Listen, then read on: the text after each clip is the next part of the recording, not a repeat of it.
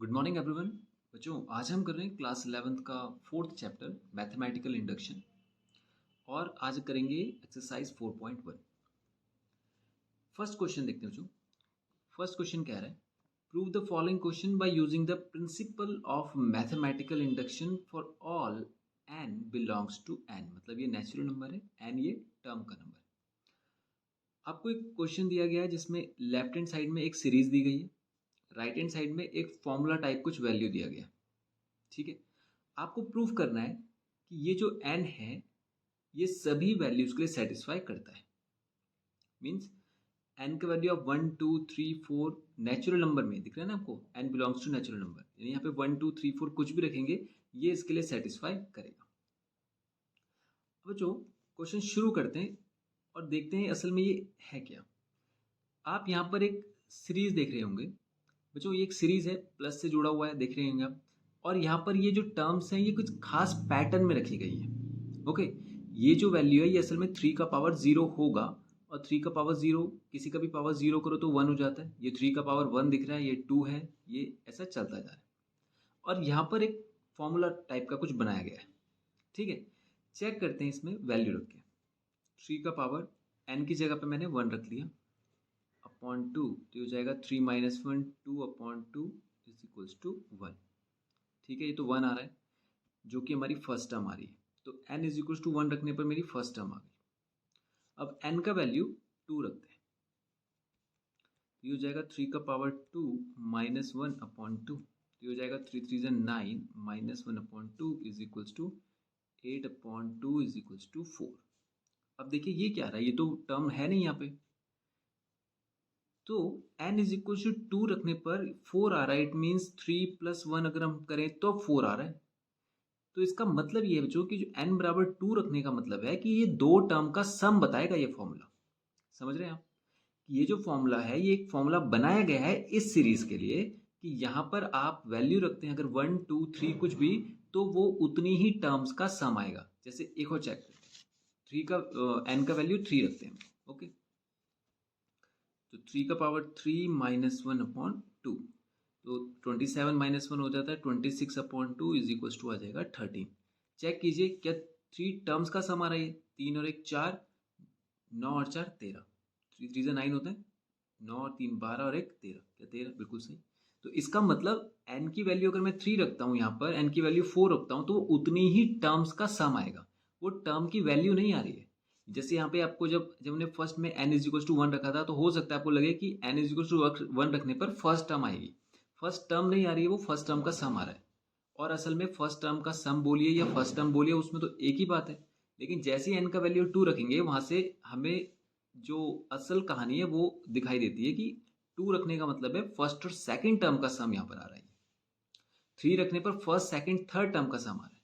Okay, तो question में आपसे यही कह रहा है कि आप प्रूफ करिए, इस बात को साबित कीजिए कि n का वैल्यू मैं कुछ भी रखूंगा तो ये सभी के लिए सेटिस्फाई करेगा।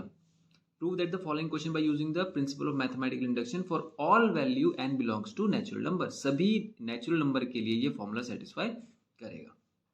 ओके, तो बच्चों ये असल में इसको करने का एक तरीका है कि आपने 1 2 3, अब आप ऐसा तो होगा नहीं कि हम कहाँ तक चलेंगे इसमें, 1 रख दिया 2 रख दिया 3 रख दिया, नेचुरल नंबर तो चलते ही रहेंगे, है ना। तो हम क्या करते हैं इसके लिए, इसको एक खास पैटर्न में फॉलो करते हैं, एक पैटर्न फॉलो करते हैं और उसमें से सॉल्व करते हैं। तो इसको पहले आपने n इज इक्वल्स टू 1 के लिए इस वैल्यू को रख के चेक करना है। ओके, तो लिखते हैं, इस क्वेश्चन को शुरू करते चलिए। सबसे पहले for n is equals to 1, n is equals to 1 यहाँ पे रखते हैं, 3 का पावर 1 माइनस 1 अपॉन 2, तो ये हो जाएगा 2 अपॉन 2 इज इक्वल्स टू 1, जो कि हमारा फर्स्ट टर्म आ रहा है। ओके, तो हम बोलेंगे so that it is true for n is equals to 1। It is true for n is equals to 1 for the given statement, for the given. अच्छा, यहाँ पे एक चीज भूल गए बच्चों, यहाँ पे इस स्टेटमेंट को आप एक जैसे हम सेट को देते थे ना, एक कैपिटल लेटर में हम नाम दे देते थे सेट को कि भाई ये सेट किस नाम का सेट है, तो इस इक्वेशन को हम बना लेते हैं, ये जो पूरी सीरीज है मतलब इस सीरीज को बना लेते हैं पी एन। तो मैं यहाँ पे लिख रहा हूँ इसको पी एन बना लीजिए इसको, 1 + 3 + 3 का स्क्वायर एंड सो ऑन। ये पूरी सीरीज हमने पी एन बना ली। ओके, तो अब यहाँ पर जो P1 की वैल्यू है फॉर द इक्वेशन P1, देख रहे हैं आप कि P1 के लिए तो ये सेटिस्फाई कर रहा है। ठीक है, अब हम चेक करेंगे क्या ये K के लिए सेटिस्फाई करेगा और K+1 के लिए सेटिस्फाई करेगा। हम रखते हैं फॉर n = K। अब जरा यहाँ पे ध्यान से समझिए बच्चों, ये जो n = K है, हमें नहीं पता कि ये इसमें रख के सेटिस्फाई करेगा। भाई हम तो नहीं बता सकते K क्या है, ठीक है, ये K कोई वैल्यू होगी लेकिन सॉल्व करने पर वेरिएबल ही आना है, तो हमें नहीं पता कि वो इसके लिए सेटिस्फाई करेगा या नहीं करेगा। तो हम मान के चलते हैं कि सपोज ये इसके लिए सेटिस्फाई करता है, कर रहा है ये हमें नहीं पता, पर हम मान के चल रहे हैं कि करता होगा। तो अगर K सेटिस्फाई करता होगा तो K+1 भी सेटिस्फाई करता होगा। समझ गए आप? तो हम जो यहाँ पर वैल्यू रख रहे हैं ये हम इसमें कंफर्म वैल्यू नहीं रख रहे हैं, ये हम अप्रोक्सीमेशन में एक अज्यूम्ड वैल्यू रख रहे हैं। ओके, तो ये जो हम n की वैल्यू K रख रहे हैं, इसको कहते ही कंडीशन को हम लोग क्या है, इस कंडीशन को हम कहते ही हैं कि ये कंडीशनल प्रॉपर्टी है।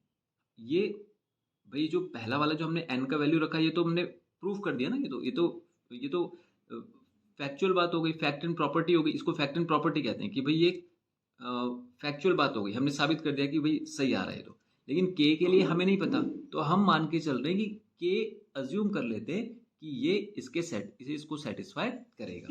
ठीक है, तो हम वैल्यू रख देते हैं Pk = ये हो जाएगा कितना, 1 + 3 + 3 का square plus and so on up to 3 की पावर K - 1 = 3 की power K - 1/2।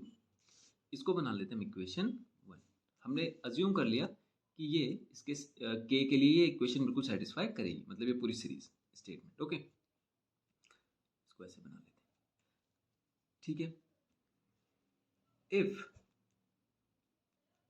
It is true for n = K, then it will also be true for n = K+1। ठीक है, तो हम इसमें n = let n = K+1, हम K+1 वैल्यू यहाँ पे रख देते हैं n की जगह। अब यहाँ पे वैल्यू रख लेते हैं, तो हम बोलेंगे 1 + 3 + 3 का square plus and so on up to 3 की पावर, यहाँ पर हमें क्या रखना था, K+1 और -1। ये देख रहे हैं आप, ये 3 n की जगह पे K+1 रखेंगे और -1 तो ये आएगा ही आएगा इसका, है ना, = 3 की पावर K+1 - 1/2। अब क्या करना है बच्चों, यहां से आपको देख रहे होंगे राइट हैंड साइड में ये आना चाहिए, तो आपको इसको प्रूफ करना है, यहां तक लेके जाना है। समझ गया? अभी हमने कहा था ना कि n का वैल्यू सेटिस्फाई करेगा K के लिए, तो हमें पता नहीं था, तो हमने अज्यूम किया, फिर हमने बोला K+1 भी सेटिस्फाई करेगा। तो आपको इसको सॉल्व करके ये लाना है राइट हैंड साइड का ये जो वैल्यू है। ठीक है, अगर ये सॉल्व करके ये आ जाता है तो मतलब हमारा वैल्यू, ये जो क्वेश्चन है ये प्रूफ हो जाएगा कि सभी वैल्यू के लिए सेटिस्फाई करता है। तो शुरू करते हैं। अब देखिए +1 और -1 ये कैंसिल हो जाएगा, यहाँ पे बचेगा हमारे पास क्या, 1 + 3 + 3 का square plus and so on up to 3 की पावर K। अब ये नहीं लिखना, ये तो हमें प्रूफ करके लाना है। ठीक है, अब देखते हैं ये जो वैल्यू आ गया बच्चों 3 के पावर K, इससे जस्ट पहले वाला वैल्यू क्या होगा, इससे जस्ट पहले वाला टर्म क्या होगा। देखिए जैसे मान लीजिए अभी ये जो क्वेश्चन है इसी को ले लेते हैं हम लोग, ये 1 + 3 का पावर 1 था, फिर 3 का पावर 2 था, फिर 3 का पावर 3 + 3 का पावर 4 एंड सो ऑन। आप देखेंगे जो पावर है, अगर ये तो कांस्टेंट चल रही, ये तो एक के बाद एक चल रही है ना, इसको हम कहते हैं कि हम इसको एक टर्म देते हैं ना, हाँ कॉन्जिक्यूटिव, इसको हम एक टर्म देते हैं कॉन्जिक्यूटिव टर्म। तो आप देखेंगे 3 4 2 1 2 3 4 ऐसे चल रहा है लगातार। तो जस्ट पहले वाला वैल्यू देखिए, कोई भी नंबर उठाइए उससे जस्ट पहले वाला वैल्यू उससे एक कम ही तो होता है। यानी 3 है, इसका मतलब ये 4 माइनस 1 ही तो है। और इसके बाद अगर 3 का पावर 5 होता तो ये 4 प्लस 1 ही होता, है ना। तो प्रीवियस टर्म जो होती है वो हमेशा 1 लेस होती है, और जो प्रोग्रेसिव मतलब आगे वाली जो टर्म है वो 1 प्लस होती है। आप देखिए, तो यहाँ पर जब वैल्यू 1 2 3 बिल्कुल चल रहा है, कॉन्जिक्यूटिव चल रहा है, बिल्कुल बिल्कुल मतलब एक कांस्टेंट रेट पे चल रहा है 1 2 3 4, तो अगर ये के है तो इससे जस्ट पहले वाला के माइनस 1 होगा, होगा कि नहीं होगा। देख रहे हैं आप, जैसे यहाँ पे 4 था, 4 माइनस 1, यहाँ पे 3 था, तो यहाँ पे के था तो के माइनस 1 कितना, इससे जस्ट पहले वाला टर्म होगा, और इसके बाद वाला टर्म के प्लस 1 होगा, लेकिन उसकी हमें जरूरत नहीं है, इसको तो हमने एक खास मकसद से लिखा है। ओके, अब देखिए, अब जरा ध्यान से देखिए बच्चों, ये वाला जो वैल्यू है ये तो यहाँ पर हम डिफाइन कर चुके थे, 3 का पावर के माइनस 1 तक जो था उसको तो हम ये लिख रहे थे, तो इसकी जगह पे हम ये रिप्लेस कर देते, तो ये आ जाएगा 3 का पावर के माइनस 1 और प्लस, ये तो ऐसे ही रहेगा, अच्छा ये पूरा लिखना है ना इसको, ये प्लस 3 के। ओके, अब इसको सॉल्व कर लेते हैं, क्या हो जाएगा, 3 का पावर के माइनस 1 प्लस 2 इंटू 3 का पावर के होल अपॉन 2। देख रहे हैं आप, एलसीएम लेंगे तो 2 इंटू 3 प्लस ये ऐसा होता है ना, 1 प्लस 1 अपॉन 3, तो क्या करते हो, 3 1 जा 3 प्लस 1, तो 3 इंटू 1 प्लस 1 ऐसे ही करते हैं, तो हमने यहाँ पे ऐसे कर दिया 2 इंटू 3 ये। अब देखेंगे ये हो जाएगा 3 का पावर के, देखिए अब यहाँ पे कितनी टर्म है, एक टर्म ये हो गई, माइनस प्लस से टर्म सेपरेट होती है तो आपको पता होगा, टोटल 3 टर्म्स हो गई, एक तो ये वाली, एक ये वाली और एक ये वाली। अब ये दिख रहा होगा आपको, इन दो टर्म्स में तो 3 की पावर के कॉमन आ रहा है, दिख रहा है आपको, 3 की पावर के यहाँ पर भी है, 3 की पावर के यहाँ पर भी है, तो इसको हम ऐसे लिख देते हैं, 3 की पावर के कॉमन ले लिया, यहाँ पर बचेगा 1 और प्लस यहाँ पे बचेगा 2 और माइनस 1, यहाँ से तो कॉमन नहीं आ सकता था, इसको हमने ऐसे लिखा, ठीक है। अब ये हो जाएगा बच्चों 3 का पावर के इंटू 3 माइनस 1 अपॉन 2। अब देखिए, याद होगा एक्सपोनेंट एंड पावर का दूसरा रूल, कि अगर बेस सेम है, 3 का पावर 2 मल्टीप्लाई बाय 3 का पावर 3 होता, तो हम इसको क्या लिखते हैं, 3 का पावर 5, ठीक है ना। 3 इसको एक्सपेंड करके देखिए, ऐसा क्यों करते हैं हम लोग, 3 इंटू 3 मल्टीप्लाई बाय, मल्टीप्लाई का साइन, 3 का पावर 3 मतलब इसको ऐसे एक्सपेंड करते हैं, तो कितना हो जाता है 1 2 3 4 5, तो हम इसे एक्सपेंड नहीं करते, ऐसे एक्सपेंशन से नहीं करते, हम इसको डायरेक्ट समझ लेते हैं कि भाई बेस अगर सेम है तो पावर ऐड हो जाती है, बीच में मल्टीप्लाई का साइन होना जरूरी है। तो यहाँ पर भी वही कंडीशन है, बेस सेम है, बेस सेम है, पावर क्या हो जाएंगी, ऐड हो जाएंगी, तो ये हो जाएगा 3 की पावर के प्लस 1 माइनस 1 अपॉन 2। अब जरा ध्यान से देखिए, यही तो हमें चाहिए था, 3 की पावर के प्लस 1 माइनस 1 अपॉन 2, और यही हमारे पास आ गया, तो is equals to right hand side, यही हमें प्रूव करना था, तो हम बोलेंगे so that it is true for n is equals to k plus 1, so hence given statement is true for all n belongs to natural number। ये हो गया हमारा क्वेश्चन कंप्लीट। ओके, तो आपको किस तरह से करना है, सबसे पहले आपने n रखना है, यहाँ पे n का वैल्यू 1 रखा, हमारा वैल्यू सेटिस्फाई हो गया था, ये सॉल्यूशन यहाँ से कंप्लीट है। यहाँ से जैसे n का वैल्यू आपने क्या रखा है, 1 रखा था, तो हमारा वैल्यू सेटिस्फाई हो रहा था, n का वैल्यू 1 रखने पर यहाँ पर 1 आ रहा था, और हमने यहाँ पे 2 रख के भी चेक, यानी आपको बताया था यहाँ पे 2 रखा था, 3 रखा था, तो आपको ये सब क्वेश्चन में नहीं करना होता, 2 3 ये नहीं रखना होता, आपको केवल 1 रखना होता है, 1 के बाद हम सीधा आगे चल जाते हैं, फिर n का वैल्यू k रखते हैं, तो k के लिए हमने ये केवल अज्यूम किया है कि ऐसा होगा, ऐसा है, ये कंफर्म नहीं है, ठीक है। उसके बाद हमने k प्लस 1 के लिए सॉल्व किया, और वैल्यू जैसी k प्लस 1 सेटिस्फाई कर गया, वैसे ही हमने हमारा क्वेश्चन कंप्लीट हो गया कि भाई ये सभी नेचुरल नंबर के लिए सेटिस्फाई करेगा। ओके, अब करते हैं बच्चों क्वेश्चन नंबर 2, ठीक है बच्चों।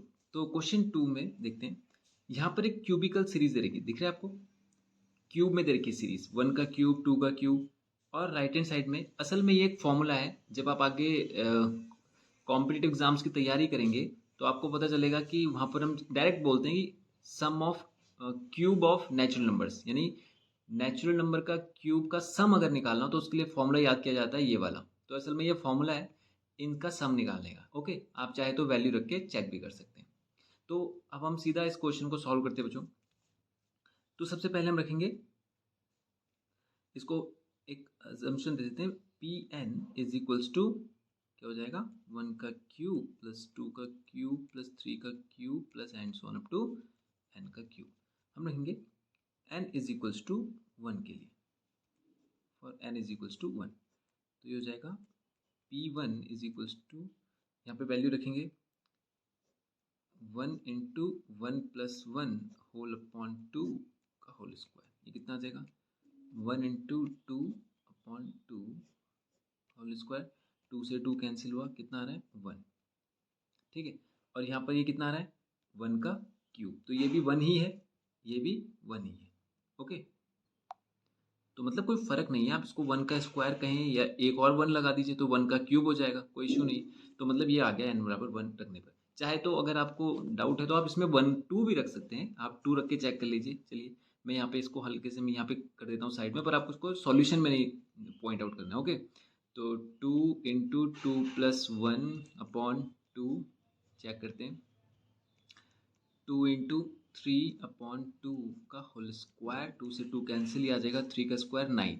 देखिए अभी हमने डिस्कस किया था ना, n इज इक्वल्स टू 1 मतलब फर्स्ट टर्म का सम, n इज इक्वल्स टू 2 मतलब दो टर्म्स का सम। तो यहाँ पे कितना आ गया 9, दो टर्म को ऐड कीजिए, ये आ जाएगा 1 और 2 का पावर 3 होता है 8, 8 प्लस 1 कितना हो जाएगा 9, तो 9 आ रहा है। तो यानी पहली दो टर्म का सम इस फॉर्मूले में रख के बिल्कुल सही है। तो मतलब ये सभी के लिए सेटिस्फाई करेगा। तो हम सीधा, ये आपको करना नहीं है, मैंने आपको केवल ऐसे बताया है। ठीक है, अब यहाँ पे n वैल्यू हमारे लिए बिल्कुल सही काम कर रही है, तो हम बोलेंगे it is true for n is equals to 1 for P1 equation, मतलब या गिवन स्टेटमेंट। स्टेटमेंट आपकी अपनी हो सकती है, अपने तरीके से लिखें इसको। ओके, अब हम रखते हैं let n is equals to k। तो यहाँ पे रखते हैं हम लोग वैल्यू 1 का क्यूब प्लस 2 का cube plus and so on up to k का cube is equals to k into k plus 1 whole upon 2 का होल स्क्वायर। इसको हम क्वेश्चन दे देते हैं 1।